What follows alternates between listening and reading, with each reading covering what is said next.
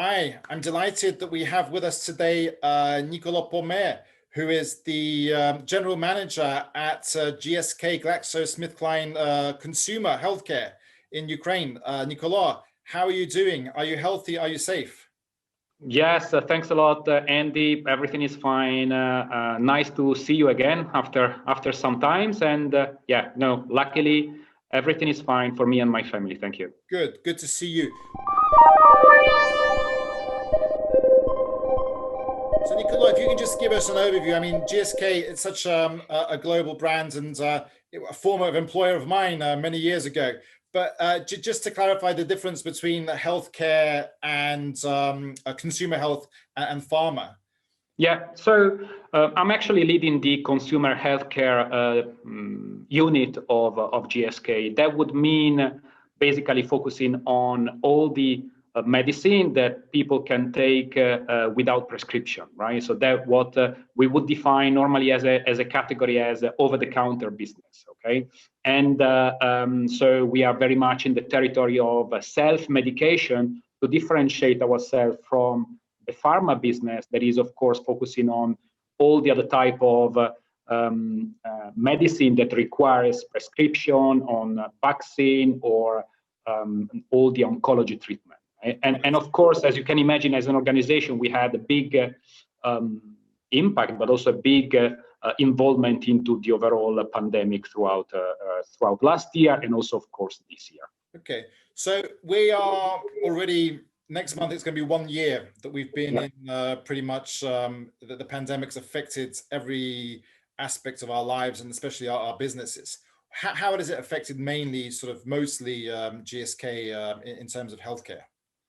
Yeah, so of course I will focus more in my comments and discussion around the consumer healthcare business, right? And especially I would focus more around, of course, consumer healthcare business in Ukraine. And as you can imagine, of course, we are in a crisis situation, and actually it's quite interesting because last year I was thinking, okay, by the end of the year the crisis would be finished, and now we are here, as you said, 1 year after that. And let's be honest, right? The situation will remain in this similar context probably until for sure at the end of 2021, right? Because we know that actually the pace of vaccination and therefore what will kind of ease out outside of the social distancing and wearing masks and so on and so forth is taking a bit more time than expected. So what kind of impact this had on our business? I mean, first of all, it had impact on the way we are doing it, right? So the first reaction I remember last year when everything started in March has been, okay, what can I do? What should I do to ensure that actually my employees are healthy and safe? That has been the #1 priority at the beginning, right? And it was a completely, as you can imagine, it was a new things for everyone. So we have really defined new policies in terms of working from the office. Of course, for the first 2-3 months, the office were completely closed. Till now, we are allowing only 50% of office occupancy, right? So we have increased, for example, the cleaning cycle. We have precise regulation in terms of wearing masks in the office. But since we recognize that not everyone can work from home, because not everyone has the right space and environment to have a proper home office, we want to give our team the opportunity if they want to go to the office, but they need to follow certain type of procedures. And then this was for the office employee, but then of course also for the our sales rep, right? They are visiting pharmacies. They are doing a very important job in terms of ensuring that we have the right availability of our product. And so at the beginning, our key question was, okay, how can we ensure that they keep doing the job that they need to do in a way that is safe to them, right? So that would say that was at the beginning the key priorities, and also understanding how to work in the new setup, especially in terms of remote working. Myself, apart from having to go to the office every here and there to sign documents, most of the time I've been working remotely. And at the beginning, it was a new thing, right? I remember just 15 months ago, how I would have been very skeptical in having a business meeting all running through through kind of a video call. And now I think it's the most normal things, right, that could happen. And actually, I don't believe that the efficacy of this type of meeting is worse than what we used to do. Let's be honest, we can be more efficient, we can be quicker, more straight to the point. Of course, we are missing, and look, I'm Italian. I love getting close to people, right? I love the energy that I'm getting when I was, for example, walking through the office and having informal conversation with my team. So that's something that I need to get back, right? And okay, I have kind of design alternative way of getting the same type of feedback from the organization. But in terms of running meeting, I think that the experience that we are having is a big improvement in terms of overall organization. So that was, especially for the first 6 months of last year, was a journey in terms of learning how to cope with the new situation. And in between, of course, we had a category that has been dropping, consumption that has been dropping, and so what we did last year was a lot of scenario planning, for example, right? We were trying to understand, okay, how would the second part of the year especially be, and we were moving from the more optimistic to the more pessimistic. But it's quite interesting to see how, even if clearly the insight that we had were not particularly strong because no one knew what we were going to face, it was really important as an exercise because it gave us more confidence that actually, okay, we cannot control everything, but there are still a lot of things that we can control, right? A lot of things where we can direct the business. And I think that it was as a kind of learning journey for the organization and for myself was an absolutely very important. But what trends, I mean, have you seen in over-the-counter sales and in terms of consumer healthcare over the last year? Yeah, look, in general, we are seeing a decline of the footfall in pharmacies, right? And this is, I think, is probably a connection between simply people visiting less pharmacies and maybe also because of the economic impact, making choices on what they are buying. So actually, the over-the-counter business is declining more than the prescription business. That's what we are seeing. And it's quite interesting. There is one of the few positive things of COVID is that actually due to social distancing and wearing masks, basically there has not been flu season this year, right? So this is of course positive for the consumer, right? There is no flu season. That of course has a big impact on the customer and on the organization selling product for cold and flu. But there are other categories that are still kind of going reasonably well. In general, for me, more than the switch between the categories, what is important in terms of overall consumer behavior is the following. One is the big growth of e-commerce, also in the medicine business. And the growth of e-commerce has been unprecedented, right? Worldwide, the expectation of growth that before was something that was planned in 4 years just came in 12 months. So, and also in Ukraine, and also actually in the over-the-counter business and in medicine, we have seen big growth, right? So this for sure is a change in the overall channel environment that has been very much accelerated by the COVID. And then in general, on that online e-commerce over the counter, I mean, any trends, any numbers that you can share?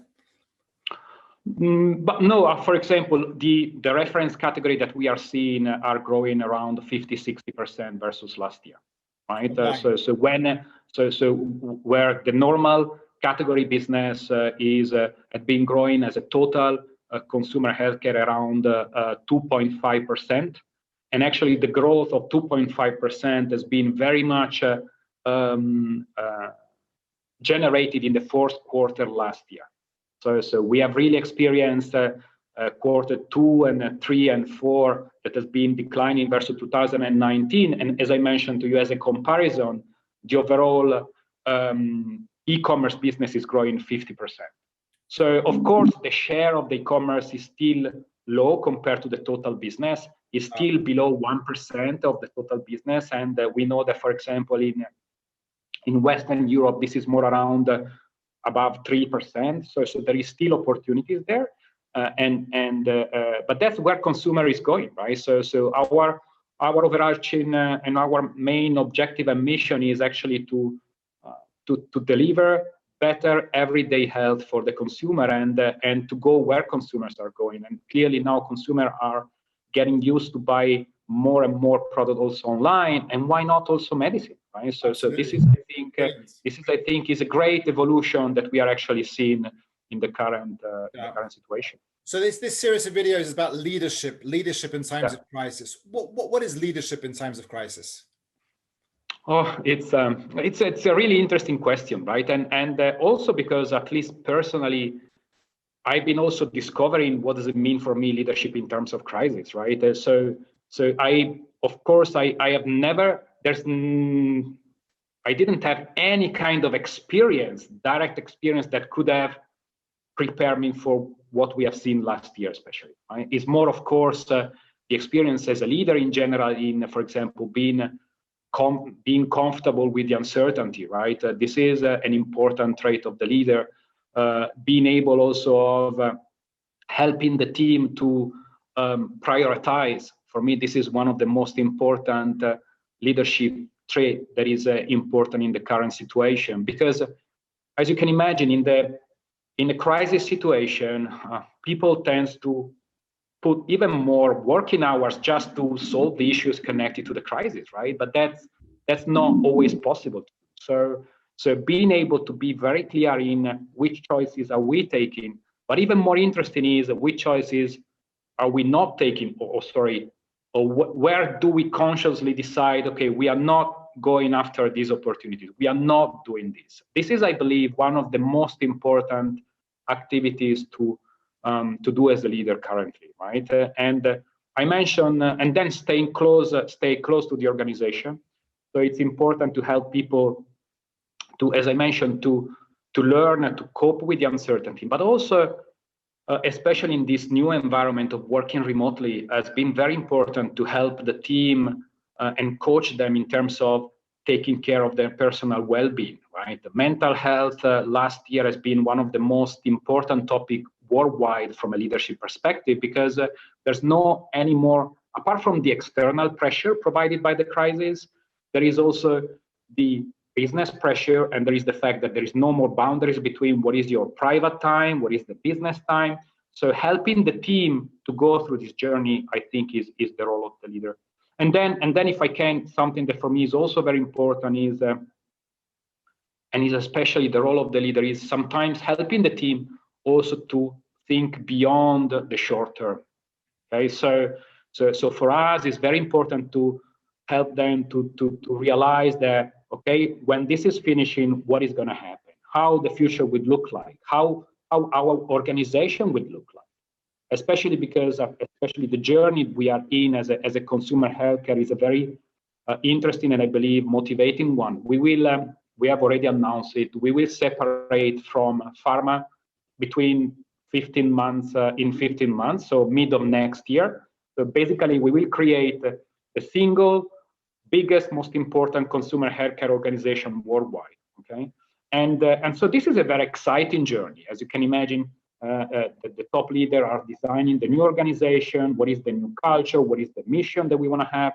And so sometimes being able to tell to my team also this story, so that actually they don't need to think about immediate consumption is not coming, we are having issues here and there, I think is helping to inject energy and positive spirit and optimism. And I think this is very much the role of a leader. Fantastic. And then finally, what would your one message be to the members of the American Chamber of Commerce in Ukraine? Look, for me, I do believe a lot in growth mindset, and the key aspect of the growth mindset is being able to learn from our past experience, right? A crisis is always offering, of course, in the context of the crisis, but it's always offering meaningful learning opportunities. So what is important is, okay, what have we learned and what are we doing differently this year to actually achieve our objective? The way I'm leading the organization this year is different from the way I was leading the organization last year, right? And this is, I believe, is the most important, learning for a leader and for our community, when going through a crisis like this one. Brilliant. Well, thank you, Nicolo Pome, General Manager at GSK Consumer Healthcare. Thank you for your leadership. Thank you for everything you do. A great team in Ukraine. Stay healthy. Wishing you all the very, very best, and hope to see you soon. Thank you. Thanks a lot. Thank you, Andy. Thank you. Bye-bye. Bye.